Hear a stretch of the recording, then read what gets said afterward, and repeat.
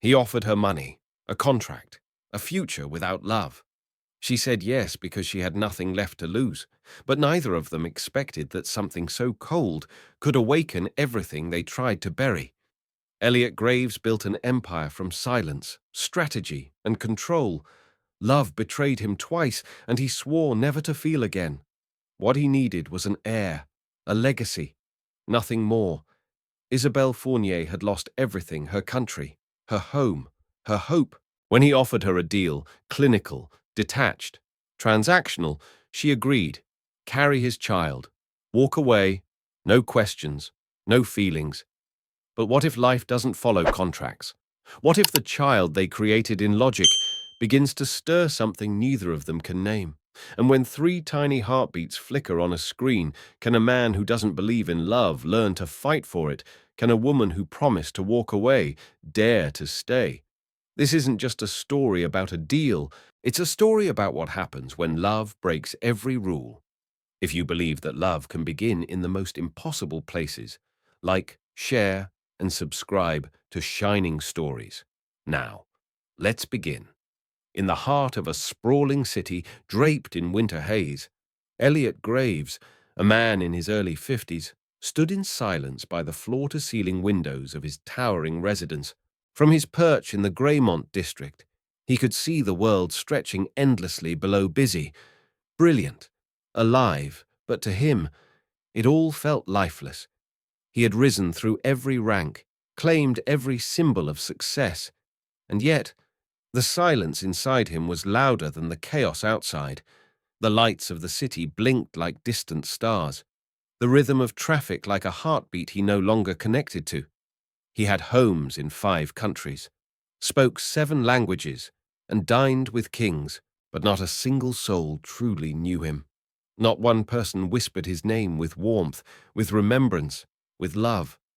The loneliness wasn't loud, it was patient, steady.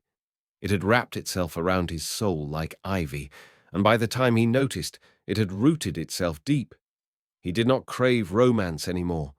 That door had closed long ago. 2 failed marriages had drained him of any illusions he once held about love. He had learned that affection, in his world, often came dressed in expectation. What he now yearned for was something simpler, something permanent, a child, not born of passion, but of intention, a name to carry forward when his no longer echoed in boardrooms or headlines, someone to receive not just his fortune, but his forgotten tenderness.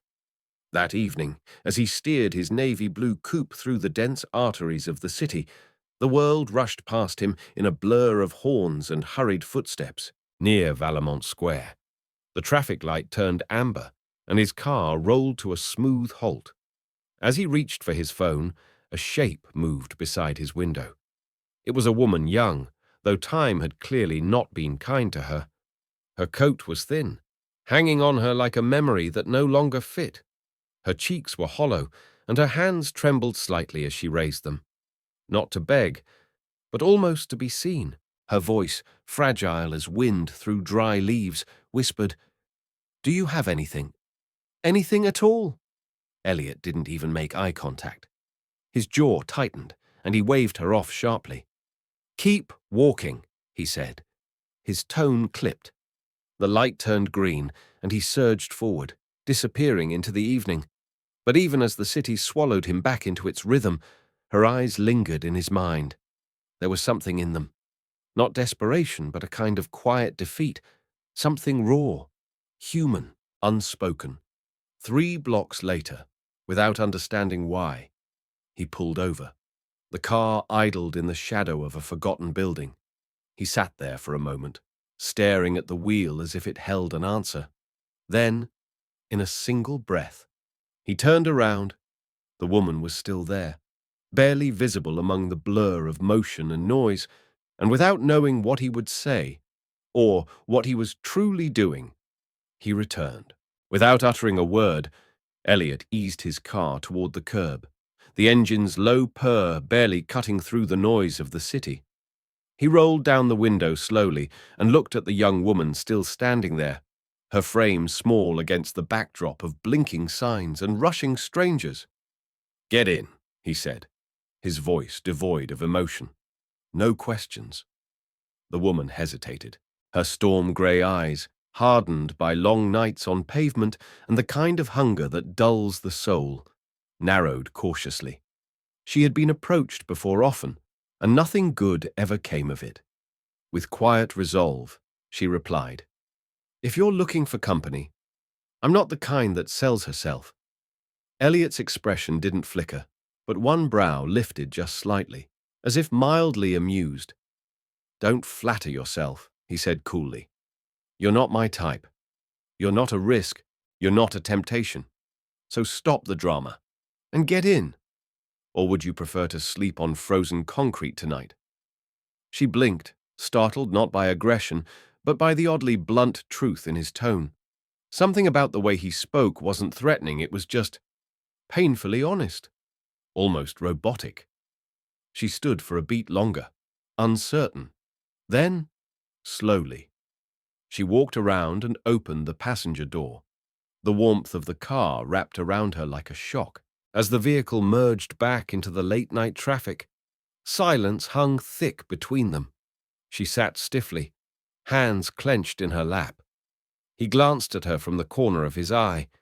She couldn't have been older than 30, but life had carved its lines into her too soon.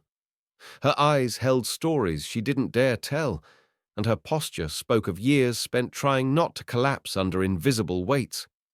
After several blocks, he finally spoke, his tone as cold and precise as a signed contract. "I'm about to offer you something that may change everything," he said. "I don't want a lover. I don't want a wife. I want a child. Someone to inherit what I've built. I'll pay you well. Cover everything you need. When it's done, you walk away. No strings, no contact." She turned slowly to him, her voice barely audible. A child. It was a word she hadn't tasted on her tongue in years, one that once meant hope, but now felt foreign and heavy. "You won't touch me," she added, uncertainty trembling in her voice. "No," he interrupted. "It's all clinical. There won't be anything between us. Not physically, not emotionally." He said it like he was reading a weather report. Flat, unmoved. She didn't respond. The world outside the car began to blur as her thoughts raced.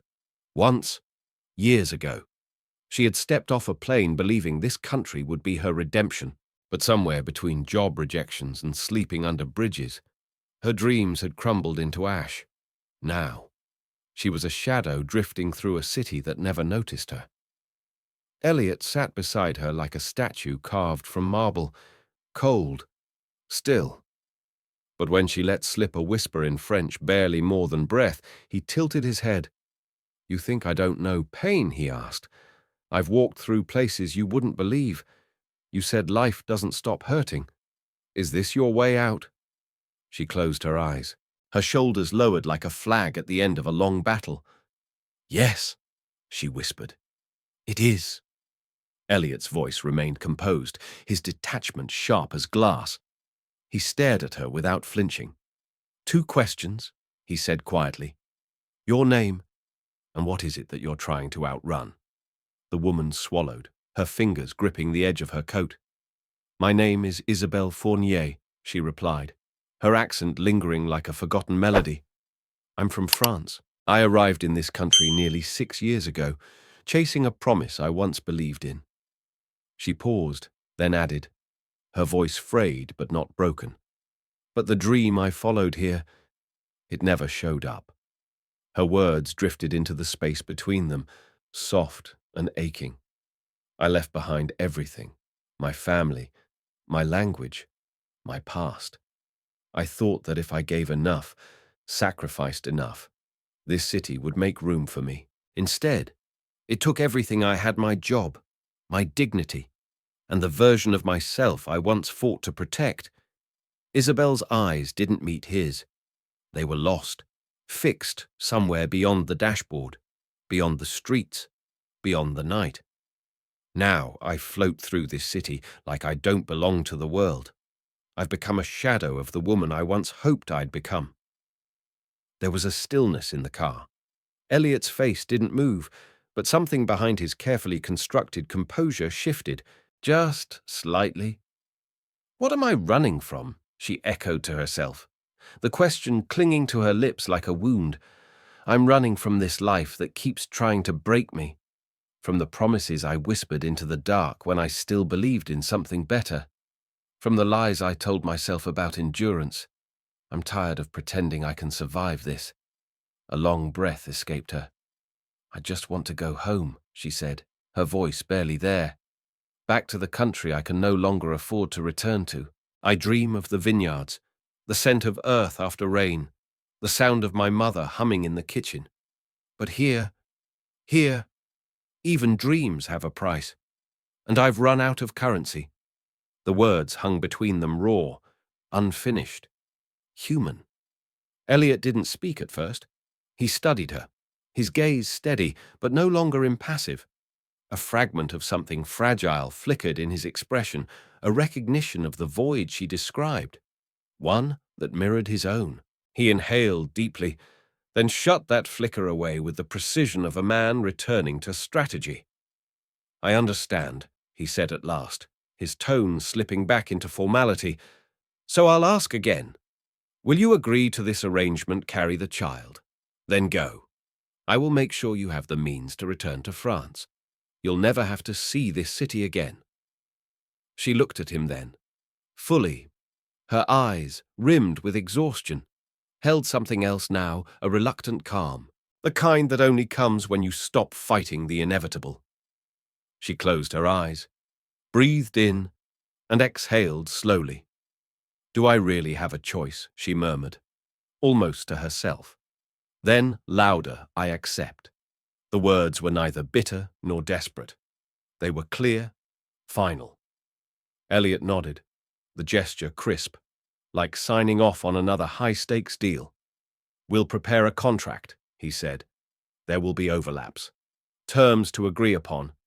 I'll need your full legal name." "I've told you already," she replied softly, with a trace of impatience. "Isabelle Fournier." He ignored the edge in her voice.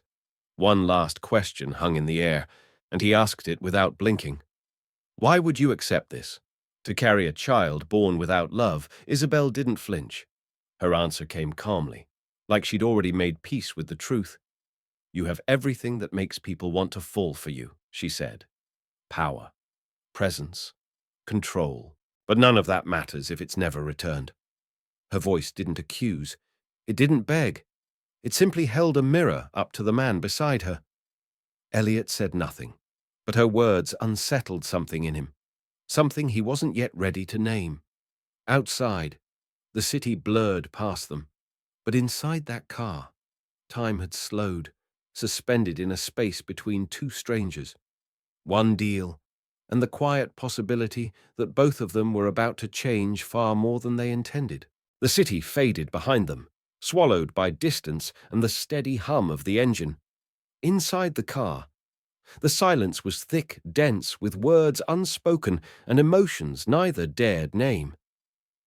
Elliot's steel-blue eyes caught Isabelle's for a brief second, and something passed between them. Regret, bitterness, and perhaps something else, something softer. But like a curtain being drawn, his expression shut it all away, replacing flickers of vulnerability with the same impassive calm he wore like armor. After a deliberate pause, he exhaled and spoke as if delivering a prepared statement, every word measured, precise, as though closing a business deal. "My name is Elliot Graves," he began, voice steady. "And you're right about one thing. I have it all. Power, status, wealth. People either admire me from afar or keep their distance out of fear. But love—" He paused, letting the word linger, fragile and dangerous, "is a failed contract." He turned his gaze to the road ahead. "I've signed that contract twice," he continued, the edge in his voice returning. "2 marriages. Both collapsed. Each a reminder that I was never loved, only what I represented was a lifestyle, a fortune, an illusion." His knuckles whitened slightly on the steering wheel. I've had enough of pretending. Love is just a performance, a bargain dressed in sentiment, and I won't make the mistake of buying into that lie again." He drew a quiet breath, then added firmly, "What I want is an heir, nothing more. No complications, no false promises, just legacy." His words echoed with cold resolve, but Isabelle, despite the weight of everything she'd endured, didn't cower. Her voice, when it came, was steady, unafraid. "You speak like a man who's trying to convince himself," she said, turning to him. "Your logic is flawless. But beneath all those calculations, I see a man who's not just afraid of love, he's starving for it." He flinched, almost imperceptibly. "You think strength is silence, but loneliness has a way of disguising itself as discipline. Eventually, it slips through, whether you want it to or not." For a moment, Elliot said nothing. He didn't look at her, didn't reply. Instead, he started the car again. The growl of the engine returned, filling the space where words had just been. They drove in silence through long tunnels, past glass buildings, under bridges where the light turned gold and then blue, until, at last, they reached his home, or rather, his fortress, a towering estate nestled in the heart of Gravemont Hill. The mansion was all sharp edges and silent grandeur. Steel gates hissed open as they descended into an underground garage. The car coasted to a stop. He stepped out first. She followed, stepping lightly, her breath catching at the sheer size of the space. For a moment, he looked at her, the loose thread of her coat, the shoes scuffed nearly bare, the tired lines of her face. Then, with a mechanical flick of his wrist, he gestured toward the inner door. "Come inside." The entrance opened into a world she had never imagined. Gleaming white marble, a staircase that curved like a ribbon, sculptures that stood as still as he did. Artworks lined the walls, paintings she recognized only from books she used to borrow in libraries when she still believed in beauty. But here, in this place, beauty felt sterile. The mansion wasn't a home. It was a gallery of what money could buy, but not of what hearts could feel. The living room was more a showcase than a space for living, a fusion of stark modernism and grand wealth. Every line, every object, every color seemed selected not to comfort, but to command. The furniture, sharp-edged and minimal, felt like it belonged more in a museum than a home. Isabelle stood in the center of it all, unsure where to place her hands, her eyes scanning the cold elegance that surrounded her, without even a glance. Elliot addressed someone who had just entered silently from the hallway. "Marianne," he said, his voice clipped and impersonal. "She'll need a bath, new clothes, something to eat. Handle it discreetly. This stays between us." Marianne, a poised woman in her 40s with kind eyes and calm efficiency, gave a small nod. "Of course. Mr. Graves." Her voice, in contrast to his, held warmth, a softness that Isabelle hadn't felt in what seemed like years. With a gentle smile, she stepped forward and motioned toward a side hallway. "Come, dear. Let's get you settled." Isabelle nodded, still absorbing everything. Her steps were hesitant, her thoughts tangled. The realization crept in like fog. This was no refuge. It was the threshold of something unknown, an agreement that would unravel the future, stitch by stitch. Hours passed. Elliot sat alone in his private study, a grand chamber of dark wood and glass walls overlooking the city's northern skyline.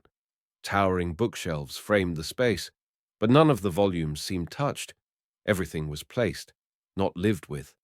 Across from him sat Julian Ward, his longtime legal counsel, combing meticulously through a draft contract spread across the desk. The only sound was the scratch of pen on paper and the soft rustle of turning pages. Then a knock. "Come in," Elliot said, eyes not lifting. It was Helen, the housekeeper. She stood with perfect composure, her hands folded in front of her. "Mr. Graves, you asked for her." He nodded once. Send her in. Helen left, her movements as fluid as clockwork. The silence that followed hung heavily in the air, like the pause before a verdict. Then the door creaked again, and when Isabelle stepped through, the atmosphere shifted. Gone was the girl with torn shoes and a tired soul. Before them stood a woman transformed, her dark hair, now clean and cascading over her shoulders, caught the light in soft waves. The clothes she wore were simple but dignified, fitting her not just in size, but in spirit. Her posture was quiet, yet poised. Her skin glowed faintly, as though something within her had begun to mend. Julian blinked, visibly stunned. You look radiant, he said, his voice low, nearly reverent. Isabelle looked down, her fingers grazing the edge of her sleeve. A faint blush colored her cheeks, but she raised her gaze steadily, unshaken. Thank you, she replied, her voice calm. Across the room, Elliot felt something unfamiliar twist inside him. It was subtle, but undeniable, a chill that had nothing to do with the temperature. He glanced sharply at Julian, who still hadn't taken his eyes off Isabelle. Elliot cleared his throat, his voice sharper than before. Let's return to the matter at hand. He pulled the contract closer, spreading it across the desk like a map that might guide them through uncharted waters. But even as he spoke of clauses and signatures, part of his mind remained elsewhere, haunted by the way she had walked into the room like she belonged to it, like she was no longer just a part of his plan, but someone who might, without permission, begin to change it. Isabelle stepped forward, the soft echo of her heels tapping gently against the polished stone floor. The room, already quiet, grew heavier with unspoken tension. Between them now stood a contract not just on paper, but in the air. Something about it felt inevitable, like a tide neither of them could hold back. Later that night, Elliot lay awake, long after the lights had gone out. He was used to early mornings, his routine rigid and precise. But this dawn felt different. The deal he'd initiated, so carefully calculated, now lingered in his mind like a question with no clear answer. The sky beyond the towering windows of his home in Gravemont Hill began to pale. Below, the city stirred, but inside Elliot's thoughts, nothing moved except the echo of what had been agreed. He walked through the long corridors of the mansion, footsteps soft against marble. As he neared the guest wing, he paused outside a door, and then, without hesitation, knocked once and pushed it open. Isabelle stirred, blinking slowly, the early light casting gold across her face. We're leaving, he said, his voice clipped and final. Still groggy. She sat up, her brow furrowed. Where are we going? To begin the process. He answered. The first clause. Minutes later, they were speeding through the awakening city, the sleek black car gliding past half-lit windows and steaming sidewalks. Elliot said nothing. His face, as always, remained unreadable. Beside him, Isabelle watched the blur of the world outside. Buildings turned to streaks, trees into shadows. But inside her, the weight of what lay ahead pressed down like a stone on her chest. Sometimes, silence between two people carries more truth than any spoken word. The car slowed in front of a building that looked more like a gallery than a clinic. Tall glass panels, polished steel framing, a silver plaque with no name, just a symbol, a quiet badge of privilege. She stepped out slowly, her eyes drawn up to the imposing facade. For a moment, the sterile weight of their agreement faded, and something else emerged in her thoughts. Bringing life into the world is never meaningless, she told herself. No matter how it begins, it is sacred. What grows inside me will be loved. This is not just a transaction. It is the beginning of something neither of us can yet understand. Elliot walked beside her, wordless and still. His silence contrasted sharply with the quiet storm rising inside her. Together, They passed through sliding doors into a space of spotless white and carefully controlled calm. The clinic was silent, every detail perfected to the point of coldness. It was designed to remove doubt, to quiet fear. But for Isabelle, the silence didn't calm, it amplified everything. Her hands were steady, but her heart was not. They were led down long hallways. A nurse spoke softly, pointing to forms and procedures. None of it truly reached Isabelle. Her mind was elsewhere, on the future, on her body, on the strange and sacred road she had agreed to walk. Some steps, she thought, are heavier than others, not because of what lies ahead, but because of what we carry within. She walked forward anyway, and though the world around her was built of glass and silver, she held tightly to something far more fragile: hope. The silence inside the clinic seemed absolute, like a vacuum where even thoughts dared not make a sound.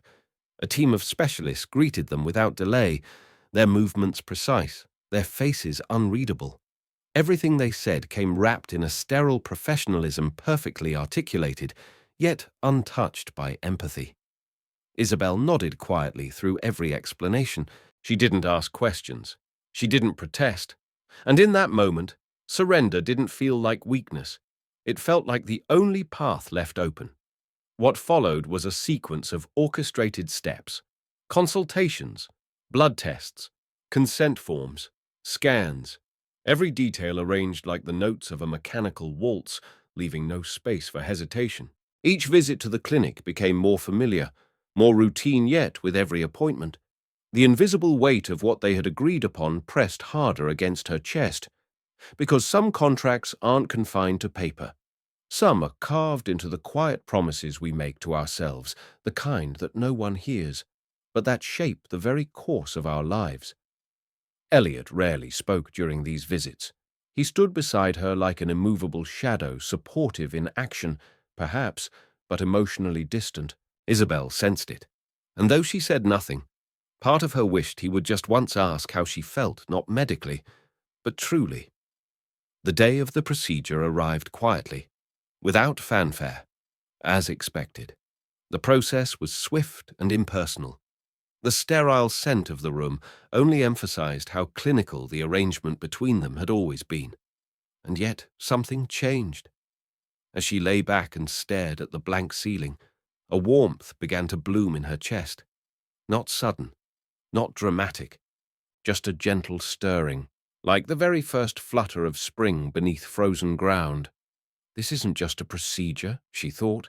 This isn't just a contract. This is life. Her hand drifted instinctively to her abdomen. A lump formed in her throat. It wasn't fear. It wasn't regret. It was love, quiet, uninvited, but unmistakably real. It didn't come from logic or arrangement. It came from the simple truth that something had already begun inside her. A presence, a bond.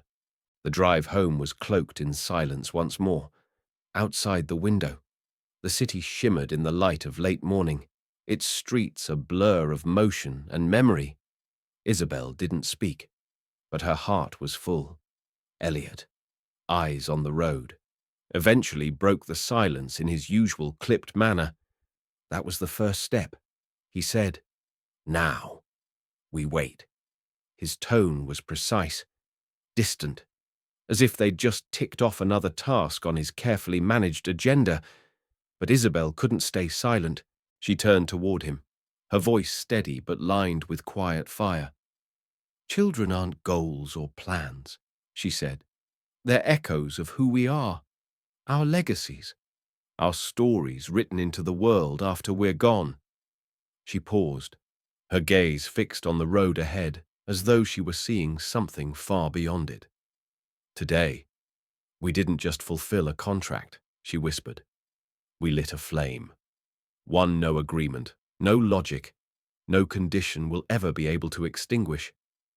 Elliot didn't reply, but something in his hands, on the wheel, tensed, and something in his heart, though he wouldn't admit it, moved. Isabelle's words lingered in the air like the final note of a song that refused to fade. They hadn't been loud. They hadn't tried to change him, and yet They carved through Elliot's carefully constructed silence, slipping beneath the defenses he'd spent decades perfecting. For years, he had lived beneath the armor of strategy, of precision, of cold logic. His world was measured in outcomes, not emotions. But now, sitting beside her in the quiet cocoon of the car, he felt something stir. Not reason, not calculation, but something deeply, unmistakably human. He didn't know what to call it. A tremor ran down his spine. It wasn't fear, but it wasn't comfort either. It was the feeling of being known, and not for the image he projected, but for something far more vulnerable. Her voice, her presence, had reached into a place inside him that he thought he'd sealed shut long ago. He slowed the car and pulled into a side street where the city seemed to pause. The engine hummed softly, the only sound between them. His hands rested on the steering wheel, unmoving. His expression, usually so composed, now wavered ever so slightly. And then, almost against his own will, he asked her, "What do you know about the soul?" His voice was low, uncertain, a crack in his otherwise polished armor. Isabelle turned her gaze toward him, her eyes calm and steady. She didn't flinch at his question. There was no triumph in her face, only understanding. "The soul," she said gently, "can't be bought. Elliot, you can sign contracts, build empires, control futures, but none of that will ever own what's real. Love doesn't need permission. It finds its way quietly into everything we touch, whether we mean to or not." Her words didn't challenge him. They simply stood there, like truth often does, unadorned and undeniable. Something in him shifted, something he couldn't explain, and for once, didn't try to. There were no spreadsheets, no logic maps to chart where this was going. But he could feel it, some long-buried part of himself waking up. For the first time in years, he didn't have a clever reply. He sat in silence, stunned not by her philosophy, but by the way it had taken root inside him without resistance. She wasn't speaking to his mind. She was speaking to his heart, the one he believed had long stopped listening. Their conversations remained few after the procedure. They interacted only when necessary, always keeping a respectful distance. But underneath every glance, every passing moment, something was quietly unfolding. Like water carving its way through stone, an unseen current began shaping them both. Whatever lay ahead was no longer predictable. And now, as they rode toward the clinic once more, the silence inside the car wasn't empty, it was rich with unspoken truth. Neither of them said a word. They didn't need to, because deep down, they both sensed it. Life was beginning to take shape, not just within Isabelle, but between them. Elliot kept his eyes on the road, his face unreadable as always. But beneath the surface, something stirred. It wasn't just anticipation, it was older than that. Deeper, a quiet, primal current that pulsed beneath his usual self-control. Beside him, Isabelle sat still, her hands resting gently on her lap. On the outside, she appeared calm, but inside, thoughts spun like a storm with no center. So much had led to this day, and yet she wasn't sure what to expect. Sometimes, words could not contain the emotions that swelled within. Only silence could hold them. When they arrived at the clinic, they were greeted with the usual soft-spoken professionalism.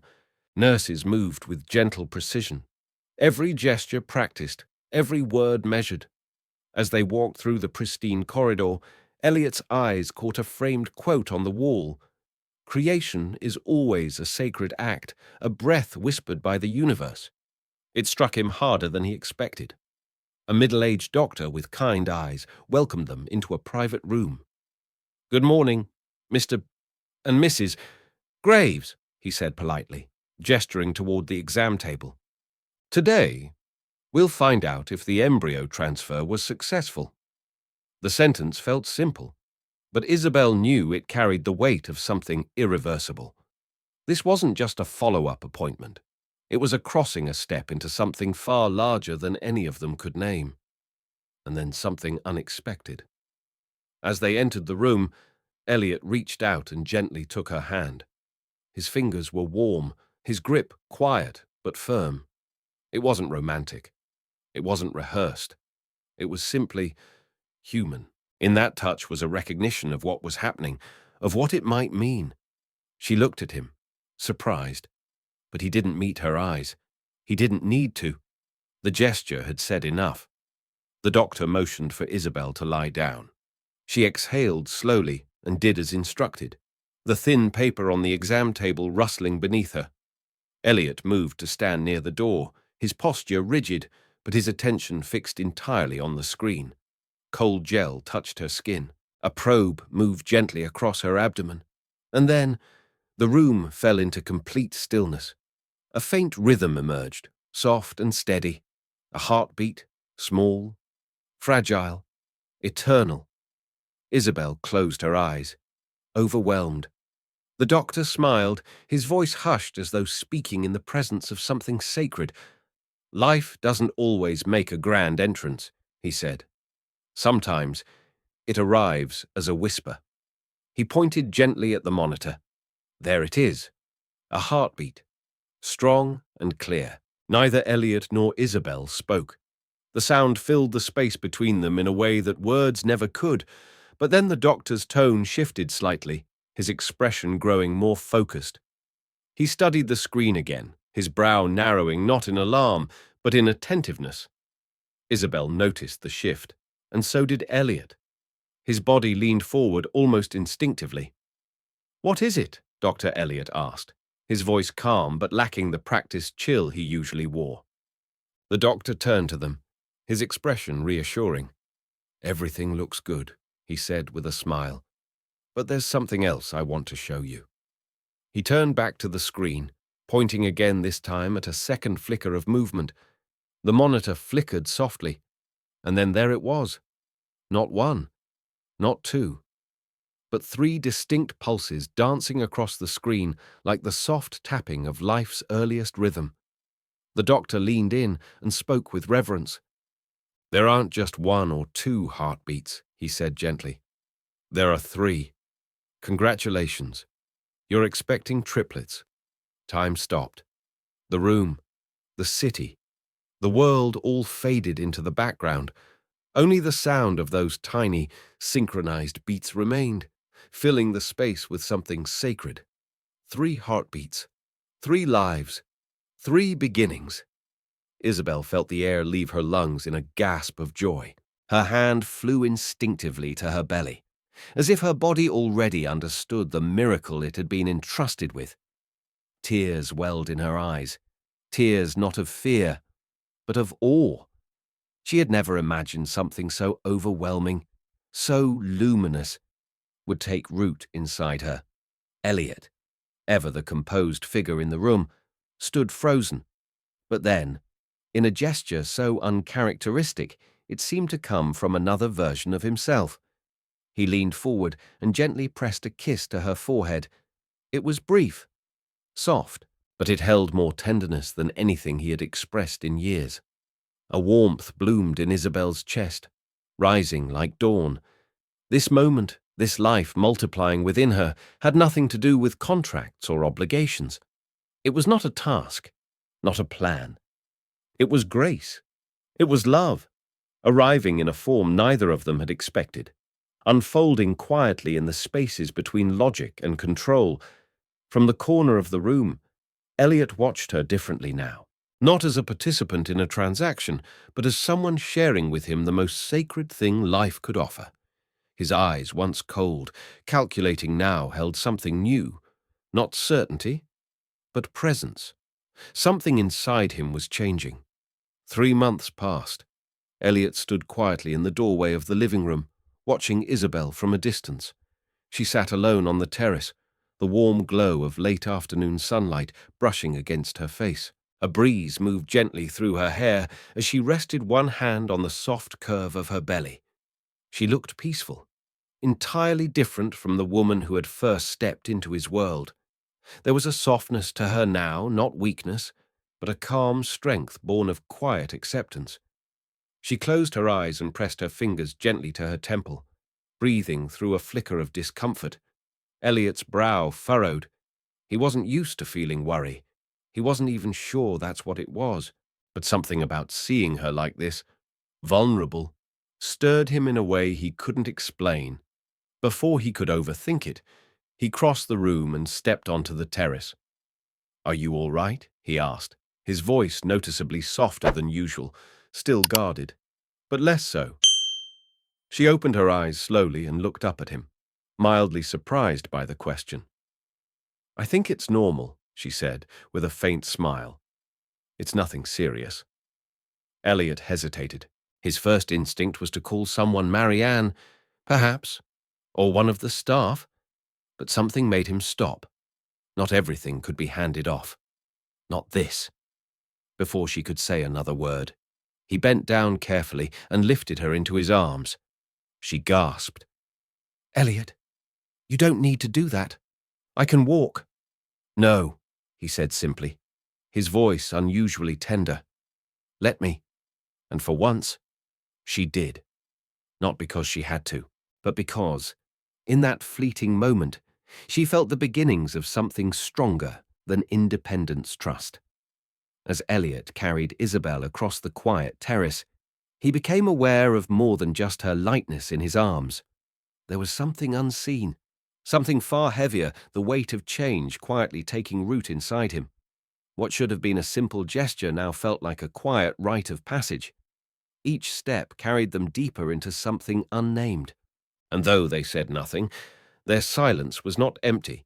It was filled with the unspoken understanding that something between them had shifted, irreversibly. When they reached the bedroom door, Elliot nudged it open with his foot. He tightened his hold on her ever so slightly, not from necessity, but from instinct. Then he felt her body go still. Isabelle's eyes widened in surprise. The room had changed. Gone was the cold elegance of before. In its place stood something warmer, softer, and impossibly tender. Fresh flowers stood in glass vases, their gentle fragrance floating through the air. A soft, oversized teddy bear rested on a corner dresser, as if waiting to be hugged. Subtle touches of pastel fabric and delicate patterns whispered of new life, of beginnings. Isabelle brought a hand to her belly, her voice barely audible. "What?" Is this? Elliot stood beside her, quiet, watching her take in every detail. Her eyes glistened with disbelief, as though the reality of everything was only now sinking in, not through logic, but through feeling, through atmosphere. He looked away for a moment, uncertain. Then, with unusual gentleness, he answered, "I just wanted you to feel at ease," he said, his voice slower, quieter than usual. "I thought you might appreciate it." He wasn't used to offering softness, not in words, not even in action. But there it was, hesitant, genuine. "I wasn't expecting this," Isabelle murmured, still turning slowly in place, absorbing the room's quiet transformation.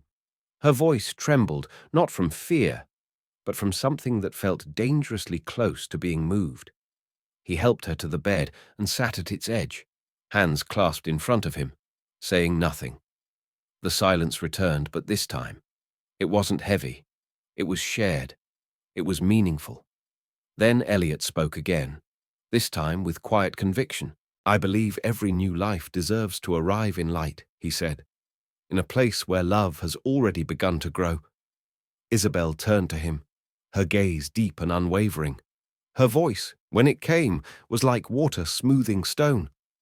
"Love doesn't ask for anything in return," she said softly, "but it changes everything, even the hardest hearts. Eventually learn to listen." Elliot looked away, not because he was dismissive, but because the truth in her words unsettled something inside him. A warmth, gentle, unfamiliar, was beginning to bloom beneath the surface, and for the first time, he didn't push it away. The room fell into stillness once more, but now, that stillness felt like an embrace. Their hands remained entwined, and the breeze from the open window danced across their skin like a quiet blessing. They weren't the same people who had first entered into this arrangement. This was no longer a contract. It was a journey, one that neither of them had planned, but one they were now walking together. That morning, Elliot had woken with the weight of the day heavy on his chest. He hadn't planned on reflecting, hadn't expected emotion, but somehow, over the weeks, something had changed. Somewhere along the way, he had come to care for her, not as a symbol, not as a vessel, but as a woman who had quietly, irrevocably found her way into his guarded heart. But something about this day was different. There was a stillness in the mansion, an unusual quiet, as though the walls themselves were holding their breath. The grandeur of the space, usually so commanding, now felt small in the face of what was coming. Elliot walked the hallway in slow, steady strides, his thoughts louder than his footsteps. The moment was no longer abstract, it was here, real, inevitable, the threshold between one life and another. He stopped outside her door, his hand resting on the knob, when he heard her voice from within, soft, trembling. "Elliot, I think it's time." He opened the door. There she stood, framed by morning light. Though tired, her face glowed with something he couldn't name, a quiet radiance that made his heart skip. Without hesitation, he crossed the room and helped her up, steady and gentle. There was no panic, only purpose. Today was the beginning of something sacred. Outside, the sleek black car roared to life, but even its thunderous engine couldn't match the pounding of their hearts. Isabelle placed a hand over her round belly and turned to Elliot. In her eyes, he saw a reflection of everything that had changed between them. What began as structure had softened into connection. What was once arrangement had become something else entirely. "I'll be with you," he said, his voice firm but full of quiet devotion. Every step of the way, she looked at him, her eyes brimming with emotion. "Thank you," she whispered. Just 2 words, but filled with everything that didn't need to be said. The ride to the hospital passed in a blur of traffic lights and memories. When they arrived, a team stood ready, ushering her into the delivery room with the gentle urgency of those who understood the magnitude of birth. Elliot stayed by her side, never letting go of her hand. Time bent and stretched. Each contraction brought a new wave of pain, and yet, with every breath, Isabelle bore it with fierce determination. "You're doing incredible," Elliot murmured, his voice low but unwavering. "Just breathe." And then the first cry pierced the air. A boy, strong, alive. Elliot's heart clenched, his throat tightening with something he'd never felt before, a breaking and rebuilding all at once. Then a second cry, another boy, and finally, a third, a girl. Her cry delicate, but full of life. 3 voices. 3 beginnings. In that moment, nothing else mattered. Not the plans, not the contracts, not the walls he had spent a lifetime building. Only this. "They're perfect," Isabelle whispered, tears streaming down her cheeks as she gazed at the tiny lives now nestled in her arms. Her fingers stroked their soft cheeks with reverence, as if afraid the moment might vanish. Elliot didn't speak. He couldn't. He held her hand tightly, his eyes locked on the newborns now cradled by the nurses. He felt it something unbuyable, untouchable, completely outside the world he once understood. It was love, raw, pure, disarming. But beneath the glow of new life, he saw something else in Isabelle's eyes, a shadow, not fear, not regret, but sorrow, quiet, lingering. Her tears were joyful, but not only that. She wasn't mourning the moment.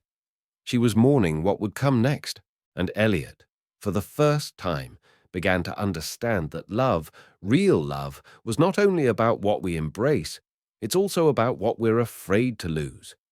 She was grieving not the moment, but the inevitable goodbye that hung over her like a silent storm.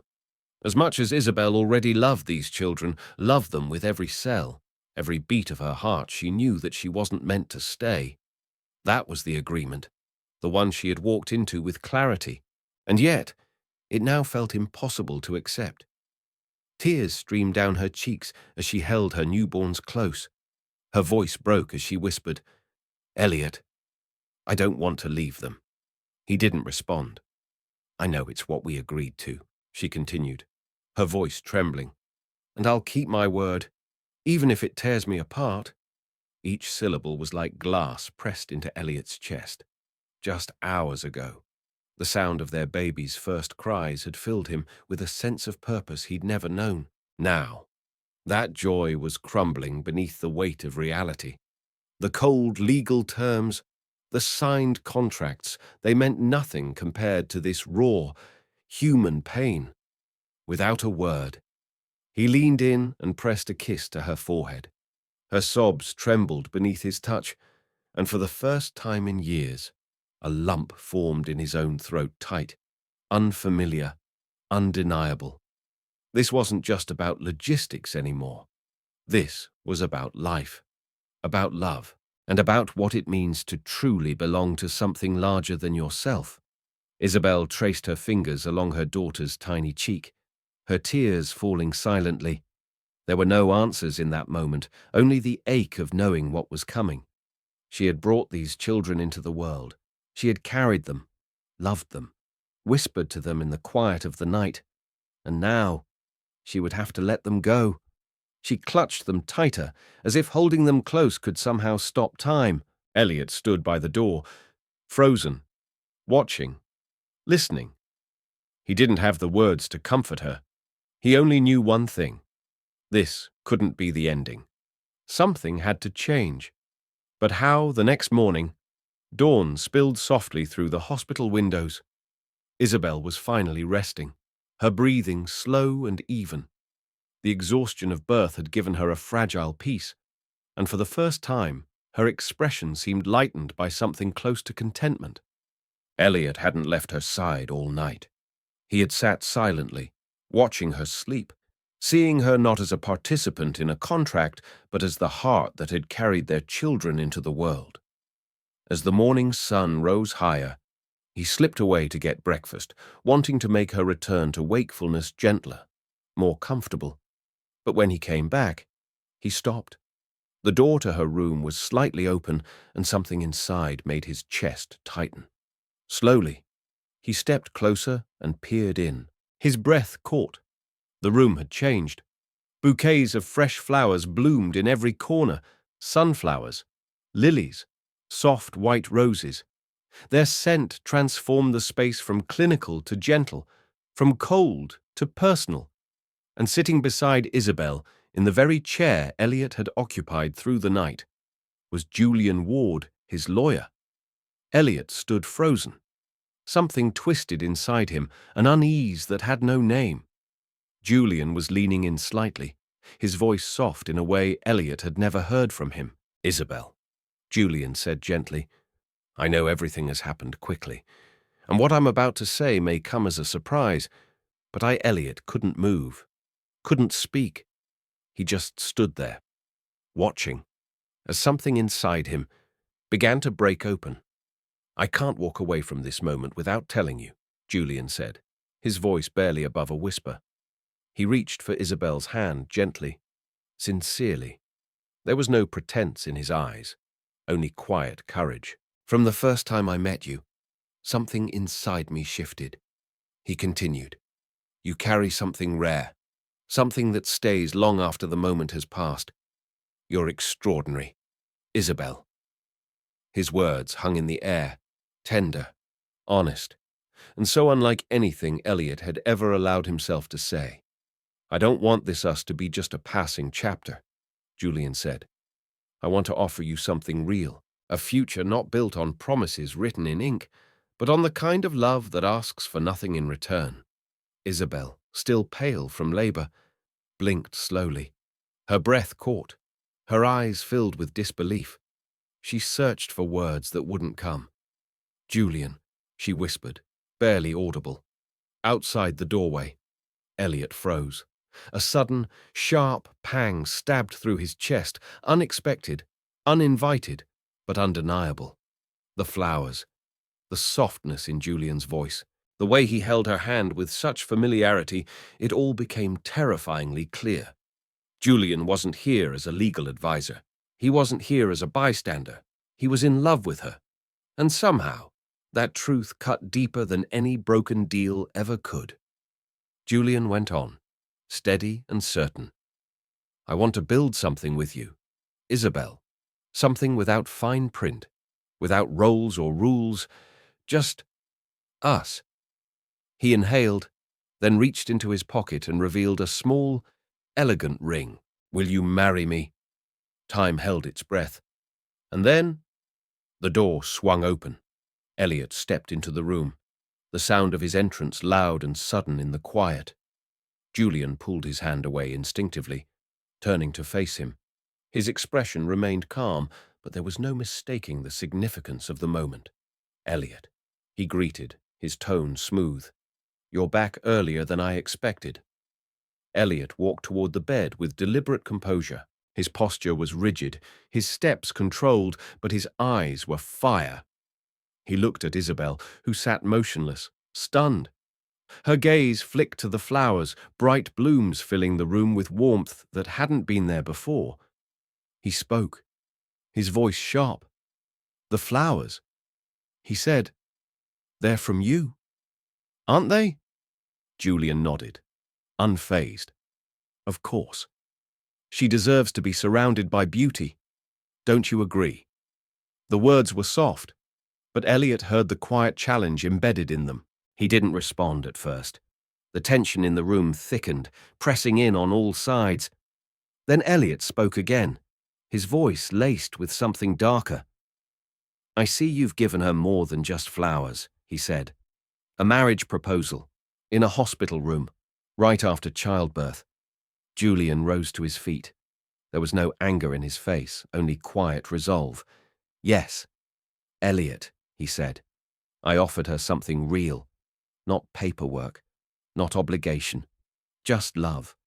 The kind that sees her, the kind she deserves. Elliot clenched his fist at his sides, struggling to keep control. For the first time in his life, the carefully laid architecture of his plans was unraveling right before his eyes. He had always believed he held the future in his hands, that he could shape it, secure it, seal it. But now, in this quiet room filled with life and tension and truth, he saw the undeniable reality Julian was not just passing through, and Isabelle might no longer be his to hold. This isn't the moment to push her into any life-altering decision, Elliot said, his tone low but firm. She's just given birth. What she needs is rest, not more weight. Julian didn't flinch. You're right, he said quietly. She does need rest. But that doesn't mean what I feel should be dismissed.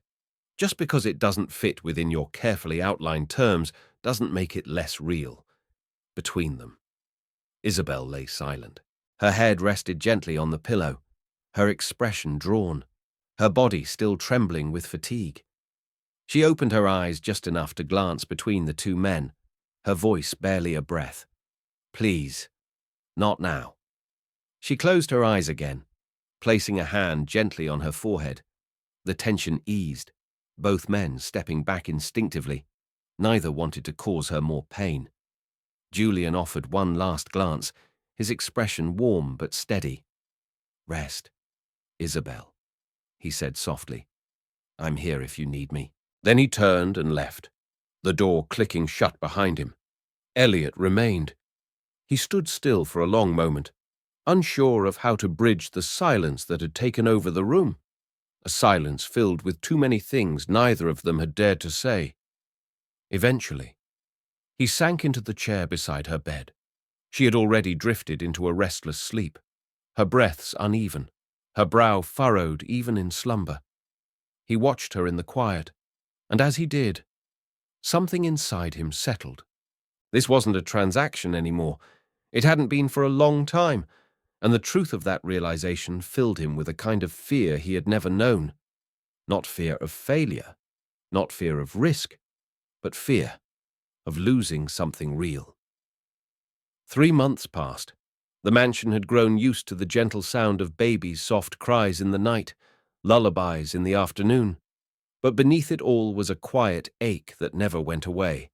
Isabelle had honored every part of the agreement, and today she would leave. In her room, she packed the last of her belongings. A small suitcase sat open on the bed, half empty. The essentials, the practical. But nothing could make space for what she was truly carrying inside. The wealth Elliot had promised her no longer meant anything. It couldn't pay for the weight in her chest, the sharp pain behind her ribs, the quiet breaking of her heart. She didn't want money. She wanted what she could never have, a life with the children she had brought into the world. She zipped the suitcase slowly. Her hands trembled. Then, with a breath that shook her from the inside out, she stepped toward the cribs. One by one, she kissed them, her sons, her daughter. Her lips lingered on their soft foreheads, her tears falling silently onto their blankets.